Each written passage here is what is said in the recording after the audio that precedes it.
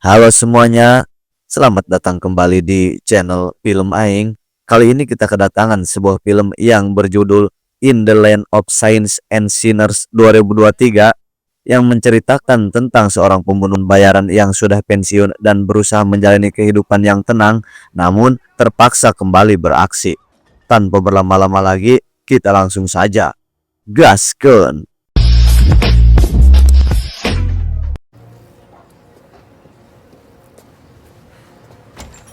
Film ini dimulai di sebuah bar di Belfast.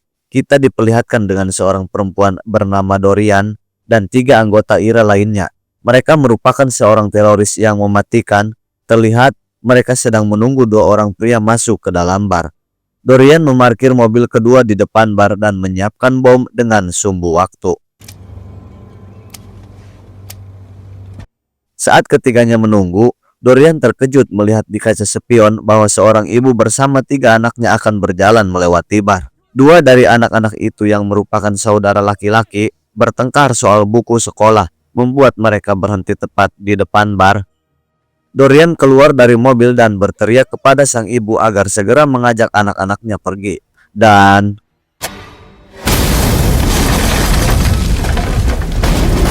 mobil itu meledak, menewaskan sang ibu, anak-anak, dan para pria di dalam bar. Tidak punya pilihan lain, Dorian dan rekan-rekannya melarikan diri. Mereka mengganti mobil lalu membakar mobil sebelumnya. Saat melaju di jalan, mereka menabrak sebuah papan penunjuk arah hingga hancur. Papan yang menunjukkan nama kota tempat mereka akan bersembunyi sampai situasi mereda. Singkat cerita, kita diperkenalkan dengan pria bernama Finbar Murphy dan kapten polisi setempat, yaitu Pini Osea. Berada di tepi tebing sedang menyiapkan kaleng bekas untuk lomba tembak sasaran sebagai bagian dari taruhan menggunakan senapan milik Murphy. Murphy akhirnya menang taruhan itu dan Osea harus membayarnya. Osea lalu mengemudi ke arah papan nama kota yang sudah hancur, papan yang sebelumnya dihancurkan oleh Dorian dan rekan-rekannya. Murphy dan Osea berdebat soal warna cat mobil yang menggores papan tersebut. Osea kemudian mengantar Murphy pulang. Saat melihat mobilnya, ia menemukan ranting daun terselip, sebuah pesan sandi yang menandakan bahwa sebuah misi telah siap. Murphy membuka laci dashboard dan menemukan amplop berisi foto targetnya, yaitu Bart McGuinness.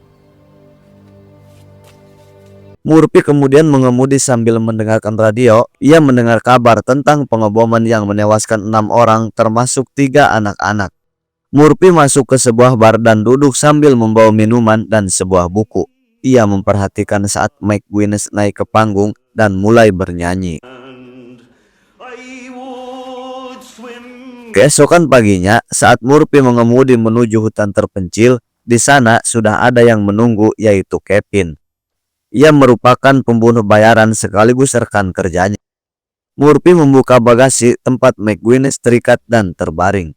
Ia menyuruhnya untuk mulai berjalan. McGuinness melangkah masuk ke dalam hutan memegang batang pohon kecil, sementara Murphy mengikuti dari belakang. Murphy memberinya sekop dan menyuruhnya menggali tanah itu. Setelah beberapa saat, Murphy mengatakan cukup dan mengeluarkan mesin waktu, lalu menyetelnya ke 1 menit. Ia memberitahu McGuinness bahwa ia punya waktu selama itu untuk mengatakan apapun yang ingin ia katakan. Tapi McGuinness menolak. Ia memperhatikan deretan pohon yang baru ditanam dan menyimpulkan bahwa ada jasad di bawah pohon itu. Di detik-detik terakhirnya, ia memberi Murphy sebuah nasihat yang berarti. Timer berbunyi, Murphy mengangkat senapannya. Meskipun ia sempat ragu, namun akhirnya dia menghabisinya lalu mengubur jasad McGuinness dan menanam pohon di atasnya. Murphy kemudian bertemu dengan atasannya, yaitu Robert, dan menerima bayaran dari kontrak terakhirnya.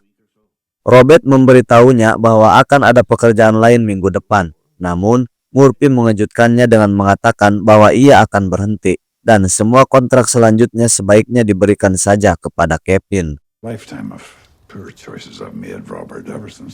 Ia mengatakan bahwa ia mungkin akan mulai berkebun. Robert jelas tidak senang mendengarnya. Ia tahu bahwa meskipun Kevin cukup mampu, dia juga ceroboh dan kurang ajar. Namun pada akhirnya, Robert menghormati dan memahami keputusan Murphy. Murphy pulang ke rumah, menyembunyikan uangnya dan meletakkan senapannya di atas rak. Tampak sedikit lega karena semuanya sudah berakhir. Ia mulai membersihkan halaman belakangnya agar bisa mengolah tanah. Kemudian ia pergi ke kota untuk membeli semua benih yang dimiliki oleh si penjaga toko.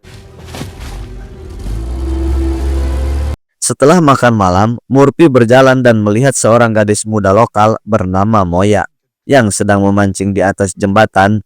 Ia mencoba membantunya menangkap ikan, namun tanpa sengaja menjatuhkan kotak berisi persediaan makanan ke sungai.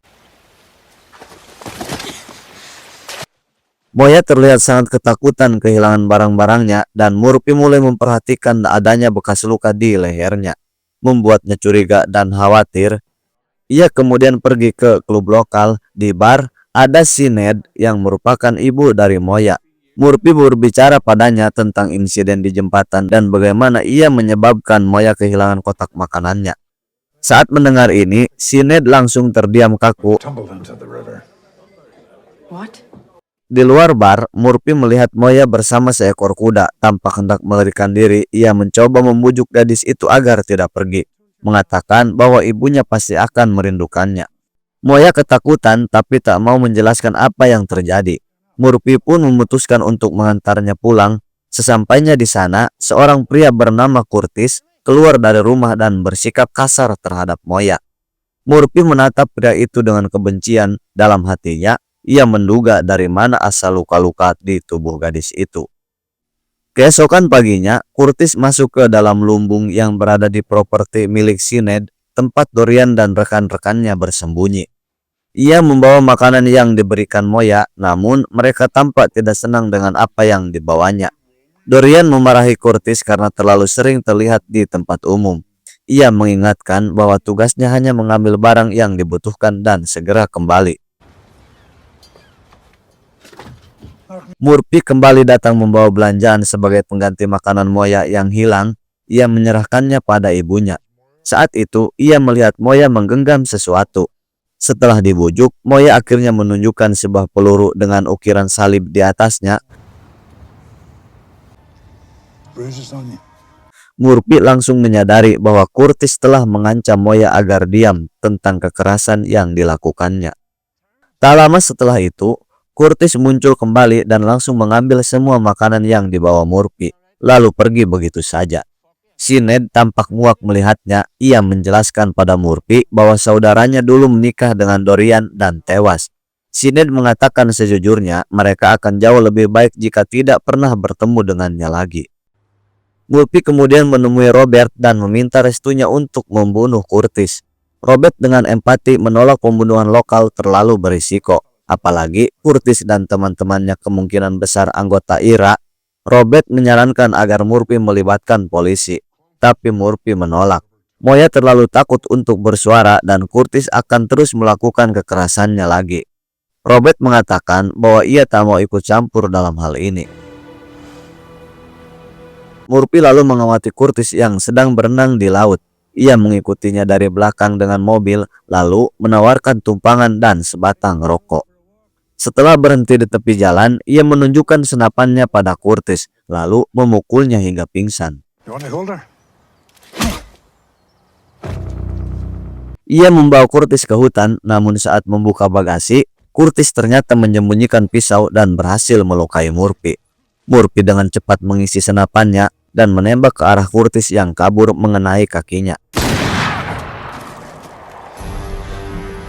Curtis yang terluka mencoba berdamai. Saat Murphy kembali mengisi senjatanya, namun senjata itu tidak berfungsi. Curtis langsung menyerang lagi, tapi tiba-tiba terdengar suara tembakan.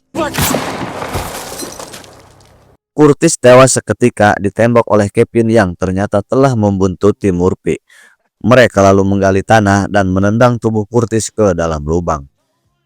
Keesokan paginya, Dorian menunggu Curtis dan belum sadar bahwa ia tak akan pernah kembali. Mike Grant dan Mike Kenna menunjukkan surat kabar padanya. Nama mereka telah dipublikasikan dan kini mereka jadi buronan.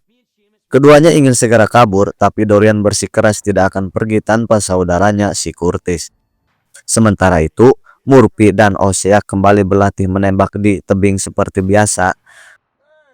Dorian mulai menghubungi jaringan kontaknya mencari informasi tentang penduduk lokal. Jalurnya akhirnya mengarah ke Robert. Di rumahnya, Robert yang sedang meminum teh saat Dorian tiba, ia panik dan menjatuhkan cangkirnya. Begitu juga dengan peluru yang sebelumnya diberikan oleh Murphy. Saat Dorian masuk dan bertanya tentang keberadaan saudaranya, Robert berusaha bersikap tidak tahu menahu hingga Dorian melihat peluru di lantai.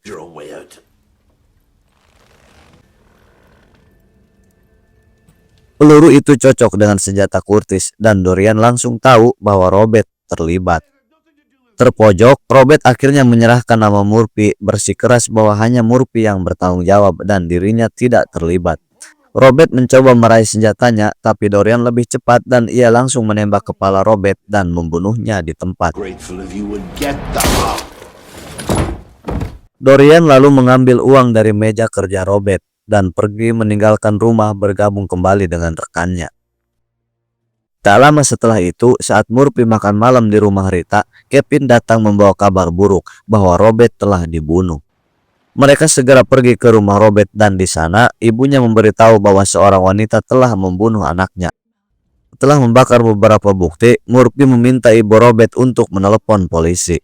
Sementara itu, anak buah Dorian masuk ke sebuah toko, menyamar sebagai keponakan Murphy dan berpura-pura mencari alamat rumahnya. Ia berpapasan dengan Osea sebelum pergi. Osea yang curiga berkomentar pada penjaga toko bahwa setahunya Murphy tidak punya keponakan. Di tempat lain, Dorian dan rekan-rekannya membobol masuk ke rumah Murphy dan mulai menunggu di dalam. Dalam perjalanan kembali, Murphy dan Kevin melihat lampu menyala di rumah Murphy. Murphy langsung menyadari bahwa itu jebakan. Ia meminta Kevin memarkir mobil agak jauh dari mereka, mengamati dari atas bukit dengan senapan. Waktu terus berlalu sampai pagi, mereka menunggu tapi tak ada satupun yang bergerak. Mike Grant akhirnya menyadari bahwa Murphy tahu mereka ada di dalam rumah. Dorian lalu berkata akan memberi pelajaran. Ia keluar dan memecahkan semua kaca jendela mobil Murphy.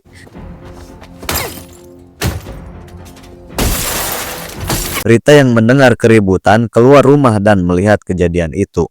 Murphy dari kejauhan menahan napas dan berbisik memohon agar Rita kembali masuk. Namun Rita berjalan mendekati Dorian.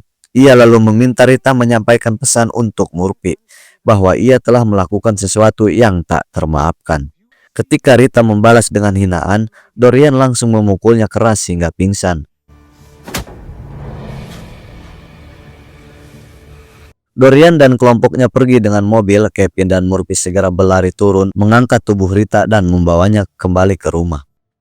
Kevin kemudian membawa Murphy ke rumahnya, namun saat melihat abu koran di perapian, Murphy curiga. Ia pun pergi ke kota dan membeli koran. Saat membacanya, ia menemukan artikel tentang pengeboman dan melihat wajah-wajah orang yang menjadi musuhnya.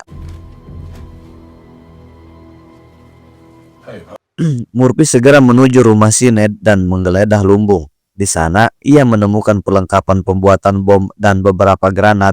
Ia lalu mengambil satu. Di sebuah pertandingan rugby lokal, Dorian mulai kehilangan kendali atas kelompoknya. Mike Kenna dan Mike Grant ingin melarikan diri sebelum tertangkap, tapi Dorian menolak mentah-mentah. Ia tidak mau menyerah pada perjuangan dan tidak akan pergi sebelum membalas kematian saudaranya.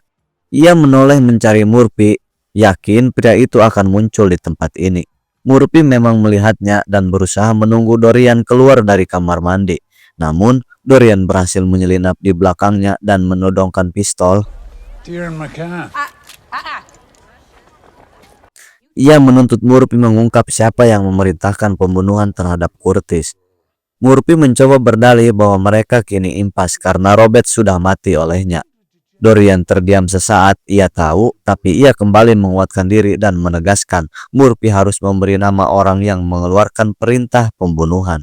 Ia menyuruh Murphy datang ke bar malam itu dan jika ia tak puas dengan jawabannya, ia akan meledakkan bar itu bersama semua orang di dalamnya.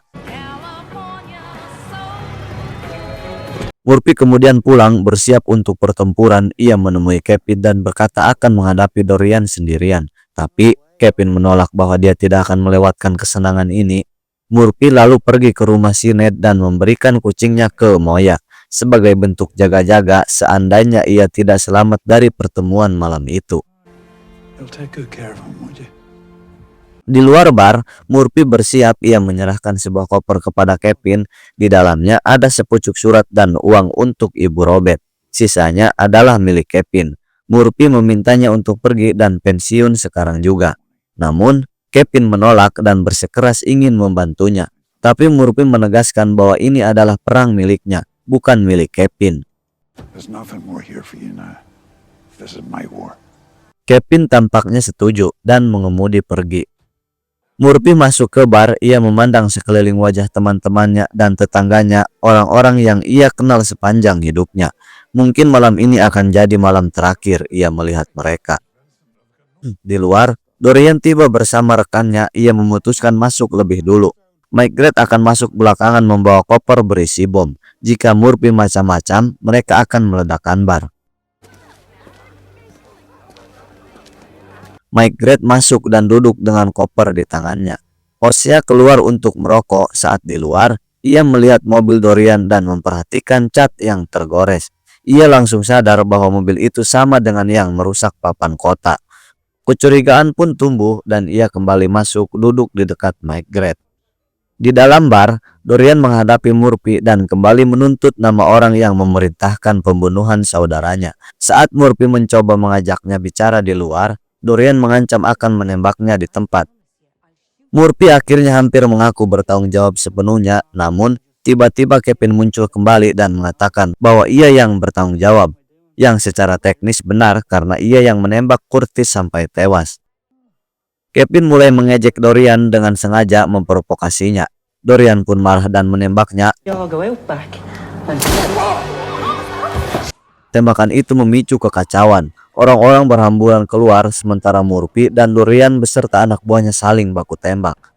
Osea menemukan koper bom milik Maigret dan mencoba mengeluarkannya, tapi McKenna yang melihat, ia langsung mencegatnya. Dalam baku tembak yang semakin brutal, Murphy berhasil melukai Maigret. Kevin meski sudah berdarah parah menembak Dorian dan membuatnya terluka berat. Murphy hanya bisa menyaksikan Kevin yang terus berdarah, penuh kesedihan dan sedikit kecewa karena Kevin tak bisa mengambil kesempatan kedua yang sudah diberikan padanya. Dengan napas tersisa, Kevin berkata bahwa Murphy saja yang pergi ke California. Lalu Dorian yang masih tersisa kekuatannya menembak kepala Kevin hingga modar. Ia sendiri kemudian keluar dan masuk ke dalam mobil. Sementara itu, di dalam bar, Maigret bertarung habis-habisan dengan Murphy. Mereka berebut pisau dan granat yang sebelumnya diambil Murphy. Dalam kekacauan itu, Maigret menarik pin granat, tapi Murphy berhasil menahannya agar tidak meledak. Dengan susah payah, Murphy memaksa pisau Maigret masuk ke lehernya dan menghabisinya. Di luar, McKenna yang telah mengambil kembali koper bom mencoba melemparkannya ke dalam bar, tapi sebelum sempat melakukannya, Murphy menembaknya. Bom terjatuh tepat di depan pintu dan McKenna tak sempat menghindar dan bom meledak membakar tubuh McKenna dan merusak sebagian bar, namun tak melukai siapapun orang lain. Murphy keluar dan menemukan kembali senapan miliknya yang sebelumnya dicuri Maigret. Dorian dari kejauhan menembaknya, tapi peluru terakhirnya melesat.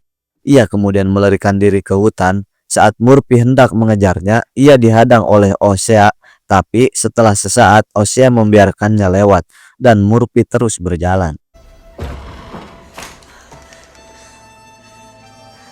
Ia menemukan Dorian di gereja desa dan terluka parah. Dorian yang berdarah dan lemah berkata bahwa hati nuraninya bersih dan Tuhan tahu alasan dibalik semua yang ia lakukan demi saudaranya. Murphy mengangguk perlahan mengatakan bahwa ia pun pernah membuat pilihan-pilihan seperti Dorian dan kini sudah berdamai dengan itu semua. Dalam kesakitan dan kelelahan, Murphy memegang tangannya dan berkata bahwa ia akan menyusul saudaranya. dan akhirnya Dorian pun meninggal dengan damai. Murphy lalu meninggalkan desa, mengendarai mobil Kevin menuju entah kemana, berharap bisa menemukan sedikit kedamaian di sisa hidupnya. Dan ending yang sangat membagongkan.